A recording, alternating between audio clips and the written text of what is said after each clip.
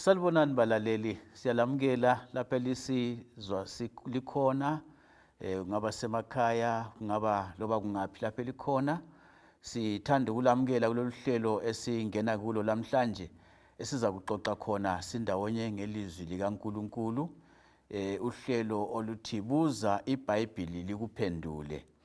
Lapha ngilomfundisi mfundisi Elchuma bingelela abalaleli lababukeli. Salibonani balaleli.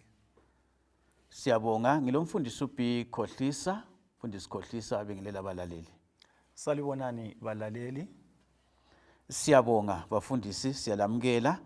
Ngizaqala kuwe mfundisi Chuma, akusincedise umbuzo esifuna ukukhangela namhlanje ukuthi kanti umuntu vele yena wavela ngaphi njalo injongo yokuphila kwakhe iyini. Kodwa ke siqale ngalowo mbuzo ukuthi umuntu wavela ngaphi mfundisi Chuma.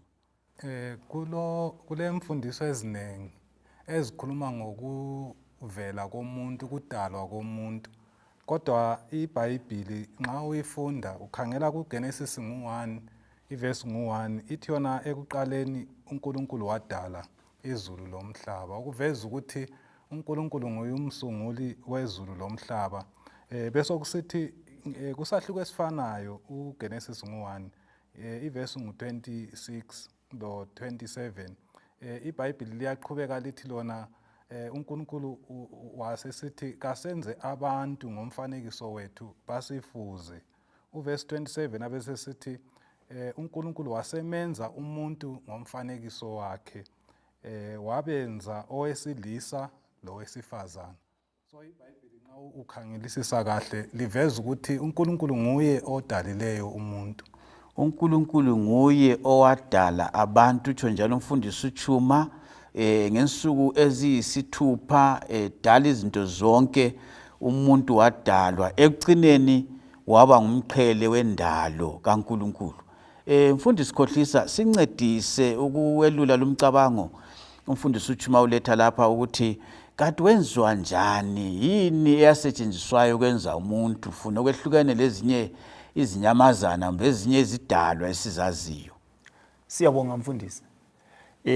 Abalaleli ngizabanika amavesi engingasoze ngiwakhulume lapha kodwa kabawabhale phansi azachasisa kuhle nxa uwalandela ukuthi umuntu wavela ngaphi, kwasetshenziswani ukwenza umuntu.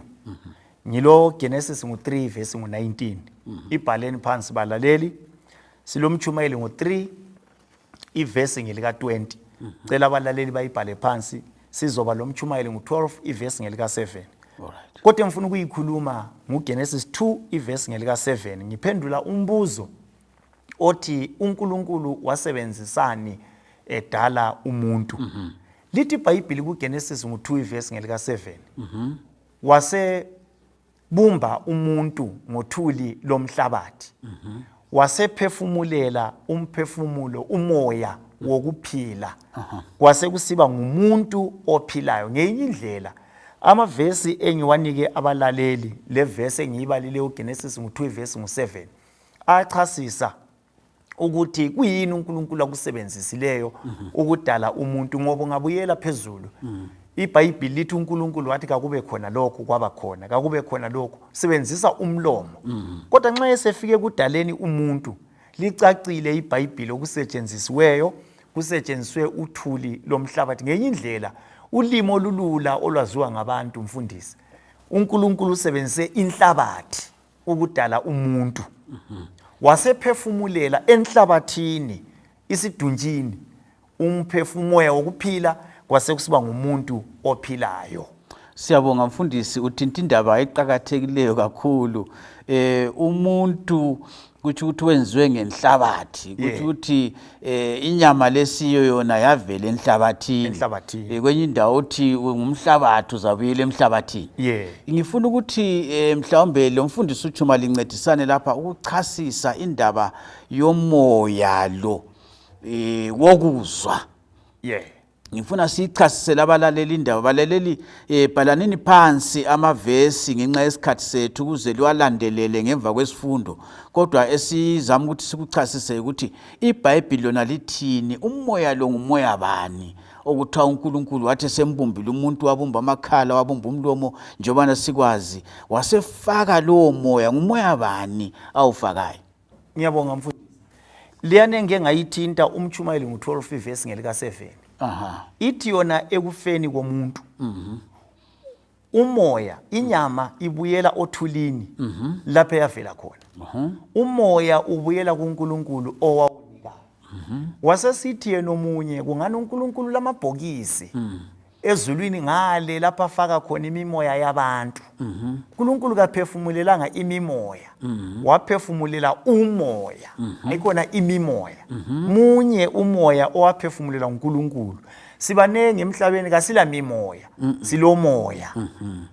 Engifuna ukuthi ngikutsho mfundisi ukuthi ngizasebenzisa impompi yebhayisikili. Ichubu yebhayisikili. Nxa ufuna ukuyifaka umoya, uya empompini, uthatha impompi uyepompa ichubu igcwale umoya ovela empompini. Nxa ukhipha umoya empompini, umoya lwana kawubuyeli empompini. Akula sigxingi. Akula sigxingi, uyaphapha umoya lwana uhambe. Kodwa nxa usufuna ukubisela umoya, ubuyela futhi empompini. Kimi la kubalaleli ngithi mina lapha sikhuluma ngesource le-ability. Ukuthi kakho umuntu olesource yomoya ngaphandle kukaNkulunkulu ngoba umuntu kungehlukana inyama lo moya wokuphila. Ongabuya futhi afake lo moya wokuphila nguNkulunkulu owawufakayo. So kakula mimoya kulo moya.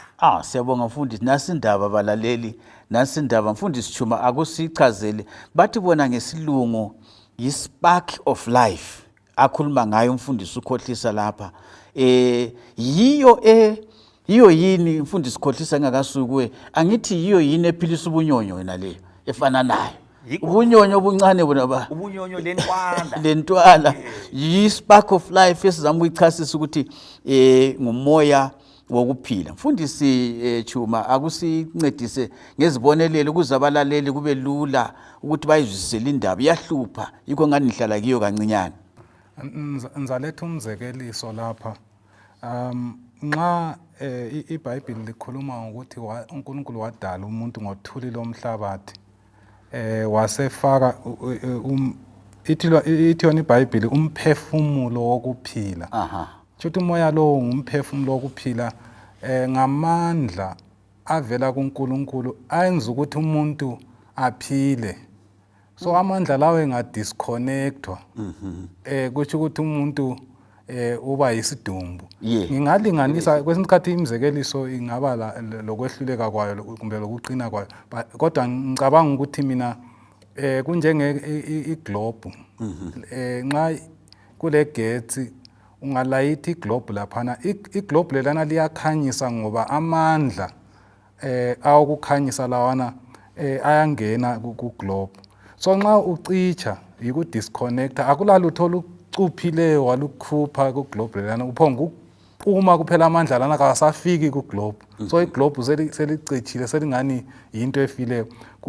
Ngicabanga ukuthi umzekeliso walukhonokho yiwo ongakuletha futhi ngendlela abanye abangakuzwisisa ngayo. Amagetsi mfundisi usebenzisa indaba yamagetsi. Amagetsi angahamba ngakho wabambayo ukuthi afake emgodleni loba esigxingini esithize, loba nxa esebuyile amagetsi sibona nxa kuyizibane ziyabe sezikhanyisa. Nxa kungama-radio ayakhala lapho kwenza khona umsindo, sibona okwenziwa ngamagetsi kodwa ngeke sibambe. Ngithemba sizabuya futhi kuyona leyo ndaba bafundisi, kodwa ngiyabonga incazelo elisipha yona iyasincedisa kakhulu. Mfundisi Chuma kusincedise njalo endabeni yokuthi umuntu kade vele yena sibili waqalela ngaphi. Mhlawumbe siyiphinde siyigcizelele icace kakuhle lindaba. Waqalela ngaphi umuntu mfundisi? Ngiyabonga mfundisi. Nginanzelela ukuthi uGenesis 1 verse 1 ithi yona ekuqaleni uNkulunkulu wadala izulu lomhlaba. Iverse leyana iyafinqa iyisifinqo sokwenzakala ku chapter 1 kaGenesis lo chapter 2 kaGenesis. Then amaverse alandela aselandisa ke ukuthi nxa wayedala wadala njani. Uzananzelela ukuthi usuku lwakuqala iBhayibheli liyachaza ukuthi kwadalwa lesibili Ebese ubusunanzelela ukuthi ngosuku lwesithupha esilibiza lithi Friday yikho lapho kwadalwa khona umuntu.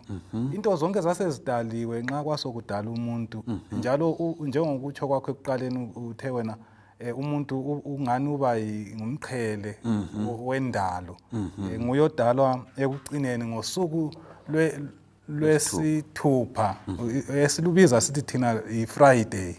Yikho lapho kwadalwa khona umuntu kuthi uthi umhlaba lo wawusule insuku ezingaki 5 yena umuntu wadalwa ngosuku lwesithupha. Siyabonga mfundisi ukubeka kuhle ukuthi umuntu wadalwa waba ngumqhele wendalo sokudalwe konke kwathiwa kabuse phezulu kwezinto ezidaliweyo phezulu kwendlovu phezulu kwezinyoni lokunye okunjalo. Umuntu kasonto encane bafundisi ngendlela elukubeka ngayo umuntu uqhakathekile lo mfanekiso kaNkulunkulu balaleli kasikubambeni khona lokho ukuthi umuntu uqhakathekile kakhulu uqhakathekile wena lo mfanekiso kaNkulunkulu wadalwa ngomfanekiso kaNkulunkulu. Mfundisi khohlisa akusincedise kule mfundiso ekhona ethi yona umuntu wazivelela loba umhlaba wazivelela ikakhulu sikhangele umuntu. Imfundiso leyo ilendonsela bani kumbe ilimaza njani ubudlelwano phakathi komuntu loNkulunkulu? Ngiyabonga mfundisi ngoba lo umbuzo ubuze sesike sakhuluma ukuthi umuntu uvela ngaphi. Ikhona ke imfundiso oyikhulumayo leyo ngesikhiwa abathi evolution. Ukuthi umuntu waba ngumazivelela. Umazivelela kalamlando. Umazivelela uyaphila loba ngayiphi indlela. Umazivelela akula muntu ongamsola ukuthi indaba esenza okuthile. Kodwa iBhayibhili lithi lona umuntu wadalwa ngomfanekiso kaNkulunkulu. Ngeyinye indlela nxa ngidalwe ngomfanekiso kaNkulunkulu ngidalwe nguNkulunkulu. Kangisaziphileli. So ke i-evolution iyaxabana lokuseBhayibhilini ngoba iBhayibhili uNkulunkulu umfundisi uChuma uyithintile nxa abalaleli beyizwile uGenesis 1 verse 26 lo 27 kulezinto ezibhaliweyo khona phana. Umuntu kasifuze asimenze asifuze ngomfanekiso wethu nguNkulunkulu lo. Nxa uNkulunkulu engidalele ukuthi ngimfuze ngomfanekiso wakhe kuthi ukuthi kulezinto thize mfundisi uNkulunkulu akhangelele ukuthi njengomntana wakhe ngizenze. Kodwa ke nxa sengisithi ngazivelela sengingadla loba kuyini sengingagqoka loba njani anything engifuna ukuyenza ngempilo yami singuNkulunkulu ngokwami ngoba ngizivelele ngizaphila ngendlela yami ngizaze ngiyezifela akula muntu enilomlando kuye kakulanto engixabanisa lomunye umuntu ngoba ngizivelele ngedwa. Kodwa nxa ngikholwa ukuthi ngadalwa nguNkulunkulu ngiphila ngentando yalowo ongidalileyo. So ke i-evolution iyalwa lalokhu okufundiswa liBhayibhili. Siyabonga mfundisi Chuma ungaba lokunye ufuna ukuengeza khonapho? Ukuthi umuntu wazivelela kadalwa nguNkulunkulu kuyathathela umuntu isithunzi sakhe. Ngithi mina i-self esteem ukuzithemba kwakhe lokuzigqaja kwakhe ukuthi yena udalwe ngomfanekiso kaNkulunkulu. Imfundiso le iyamthathela isithunzi sakhe umuntu njalo imenze umuntu kube ngumuntu othi hayi mina impilo ngizaziphilela ngendlela engiyifunayo. Since ngenxa yokuthi ngazivelela andalwanga akula muntu ozangahlulele ekucineni. Andaqala lo muntu ngiphila ngendlela yami akula muntu enzaphendula kuye ekucineni kwakho konke. Siyabonga mfundisi. Imfundiso le balaleli njengoba lisizwa lapha abafundisi bechasisa iyantshontshela umuntu isithunzi sakhe iyasusa uNkulunkulu endaweni yakhe. Umuntu abe sesehluleka ukwazi ukuthi kumele akhonze uNkulunkulu onguye owamdalayo wamnika impilo. Njalo impilo ngokwayo sitshila ukuthi uNkulunkulu nguye umnikazi, nguye umthombo wempilo, kungela uNkulunkulu kakula mpilo. Kule ndaba lapha bafundisi eyokuwa komuntu ubana umuntu lemvelo ewileyo. Mfundisi Chuma akusincedise ukuthi imvelo le ewileyo isilimazo kungakanani. mhlawumbe utsho lokuthi singancedakala kanjani kodwa kuzasincedisa umfundisi ukhohla kulokho. Wena sincedise ukuthi imvelo yethu yesono ngokuwa kwethu isilimazo okungakanani. Ngenxa yokungena kwesono ungakhangela uGenesis ngo-3 ukhuluma ngokuwa komuntu. Ukuwa kwakhe umuntu asukho kuwa lokho kunjengokuwa esihlahleni, yikuwa ukuguquka kwemvelo yakhe, ukuthi ekuqaleni ubefuza uNkulunkulu, ethanda uNkulunkulu, ethanda okuyintando kaNkulunkulu, ele appetite yezinto zakoNkulunkulu. Pho-ke khathesi sokubuye isitha, usesuke walalela isitha, wasuka uthando lwakhe walusa esitheni, isitha sikaNkulunkulu. So kumenza ukuthi engasathandi okuyintando kaNkulunkulu. Lokhu ngibona kuvela kuhle kwabaseRoma ngo-7 ivesi ngo-15 othi yena kangizwisisi engikwenzayo, kangenzi lokho engifuna ukukwenza, kodwa ngizibona sengenze lokhu engikuzondayo. So umuntu yabe sazi ukuthi okubi kubi, okuhle kuhle, kodwa uzibona esenze okubi angathandi ukuthi akwenze. Siyabonga mfundisi, balaleli liyakuzwa imvelo yethewileyo iphikisana lokho kufunwa nguNkulunkulu. Mfundisi khohlisa sincedise ukuthi uNkulunkulu sincedisa njani, iBhayibheli lithini ukuthi uNkulunkulu siphakamisa njani kuyona le imvelo ewileyo ukubana sibe ngabantu bakhe. Ngiyabonga mfundisi. Ungabala abaseKorinte besibili ngo-2, abaseKorinte besibili ngo-5. Ivesi ngelika 17. Leyani kade ikhulunywa ngumfundisi uChuma leyana. Ithi yona iBhayibheli uma umuntu ekuKristu Jesu useyisidalwa esitsha.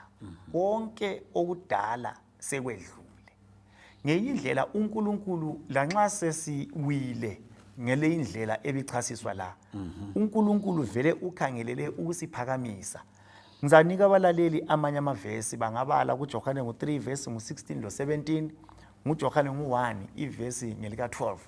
Ethi yona bonke abamamukelayo wabapha amandla okubizwa kuthiwe bangamadodana lamadodakazi kaNkulunkulu. Kathi-ke ungabuyela ngale kuGenesis chapter ngo-3 vesi ngo-15, uNkulunkulu nxa qedile ukukhuluma lenyoka lo Adamu lo Eva, uyatsho uthi yena ngizafaka inzondano phakathi kwakho lo wesifazana lenzalo yakhe.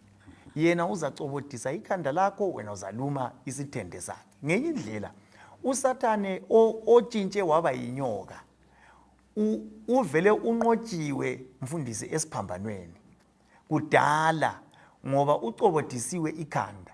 uNkulunkulu abese sinika isimo sokuba ngabantu bakhe ngemva kokuthi senqobile uSathane esiphambanweni, ngoba uSathane nguye oletha ukuwa kubokhokho bethu. Kodwa uNkulunkulu siyabonga ngoba uvele ulokho ecingele ekhangelele ukusibuyisela esimweni esasivele siyiso sona. Yikho engike ngayithinta liyana abaseKorinte besibili ngo-5 ivesi ngo-17, nxa usuku uKristu Jesu suyisidalwa esitsha. Lanxa uwenzeni ungaba kuJesu uba yisidalwa esitsha, konke sekwedlule. Nasi indaba abalaleli siyayizwa, uma usiza kuJesu ngabe ukhathazeka mhlawumbe izidakamizwa awazi ukuthi uphume njani, kodwa indaba ezinhle abafundisi abeza lazo ukuthi icebo losindiso lifinyelela wonke umuntu loba yisiphi isimo okuso. Mfundisi Chuma ngamafitshane akusitshele ukuthi uthe wena uNkulunkulu wenza umuntu ngomfanekiso wakhe. Ngamafitshane nje isikhathi sethu sesingani sesihambile, akuchasise khonokho kutshona umfanekiso kaNkulunkulu ngamafitshane nje. Nxa sikhuluma ngomfanekiso kaNkulunkulu kusho ukuthi umuntu wenziwa ngendlela yokuthi ufuze uNkulunkulu, efuza uNkulunkulu ngokuthanda okuthandwa nguNkulunkulu, ngokwenza intando kaNkulunkulu. Njalo okunye ngunanzelelayo ukuthi nxa ubala uJohane ngo-3 ivesi ngo-16 ithona uThixo walithanda ilizwe kangaka waze wanikela ngendodana yakhe ezelwe yodwa, ukuba lo lalo okholwa kiyo engabhubhi kodwa abe lokuphila okuphakade. Mina nilanda laphana uthena ukuze ilo lalo whosoever believes in him, ukuthi uNkulunkulu nxa edala umuntu mdala emenze abe ngumuntu onjengaye ngendlela yokuthi umuntu udalwe ngendlela yokuthi ulokuzikhethela ukuthi ayenze okuyintando kaNkulunkulu kumbe akhethe ukuthi engamkhethi uNkulunkulu njengomsindisi. Ulamandla okukhetha, i-free moral being. Kaso robot. Yes, kazange adalwe edalwa njengerobot ukuthi kala kukhetha. So ngezinye indlela vele nxa umuntu edalwe njalo yikho ekugcineni kumele kube lokwahlulela ukuthi nxa ekhethe ukuthi engalaleli intando kaNkulunkulu engazange akhethe uJesu etheswe icala lokuthi kazange akhethe. So ngeke wahlulela umuntu ube fair wena umuntu umdale ngendlela ukuthi kalamandla okuzikhethela. Siyabonga mfundisi Chuma, balaleli nasi indaba sonke sisesitolo kuthiwa yi-supermarket ubana sikhethe ule nkululeko yokukhetha ukhonza uNkulunkulu mbe ungamkhonzi. Mfundisi Khohlisa, sokumele sigqibe indaba yethu. Kodwa soze sigqibe ungasitshelanga ukuthi kanti sibili injongo yokudalwa komuntu kuyini? Kuyini umuntu akudalelwayo? Umuntu wathena ngiyazalwa ngiphile ngife. Kodwa injongo yokudalwa komuntu kuyini? Sibili nxa ungayifinqa mfundisi ngamafitshane. Ngizanika abalaleli amavesi amabili. Sambulo ngo-14 verse ngu-6 lo-7. Ngizayifinqa. Mesabeni uNkulunkulu limkhonze yena owadala izulu lomhlaba. Injongo yokudalwa komuntu yikukhonza uNkulunkulu. uNkulunkulu uyakufuna ukukhonzwa, uyakufuna lokho kahle ngikufithizele. Uyakufuna nguNkulunkulu ole jealous ofuna ukukhonzwa. Tshumayeli ngu-12 verse ngu-13 uthi yena nxa ebhala nanku ukuphela kwendaba. Injongo lesiqokoqela sakho konke ngitsho lakhona okwebesikukhuluma la yikwesaba uNkulunkulu simkhonze yena onguNkulunkulu wethu. So ngenye indlela nxa ngingakubeka ngesifinqo mfundisi, injongo yethu uNkulunkulu sidalele ukuthi simkhonze and uyakufuna ukukhonzwa. Ngiyakufithizela lokho, uyakufuna uNkulunkulu ukukhonzwa. Futhi ngiyakhuthaza abalaleli kasingakhonzi anything, singakhonzi anyone kodwa uNkulunkulu osezulwini. Balaleli siyabonga kakhulu, selizwile injongo yokuphila kwakho emhlabeni, iminyaka oyiphiwe nguJehova. Mkhonze uNkulunkulu ngoba ngumdali wakho, mkhonze uNkulunkulu ngoba ngumhlengi wakho. Siyabonga kakhulu bafundisi ithuba esibe lalo sindawonye ubana sixoxe labalaleli. Balaleli siyahlangana kuvikela izayo ngesikhathi esifana nayo sisiza siliphakulela izindaba ezimnandi ezivela elizweni likaNkulunkulu. Nxa ulombuzo noma kukhona ufuna ukuchazelwa, inombolo esiziphiwe kulolu hlelo sicela ubana ubhalele khonapho, thumele WhatsApp yakho ubuze imbuzo ongaba ulayo. Njalo ngokuhamba kwesikhathi kungenzakala njalo sibuze imbuzo kwenzakale ukuthi uthole iBhayibhili lakho.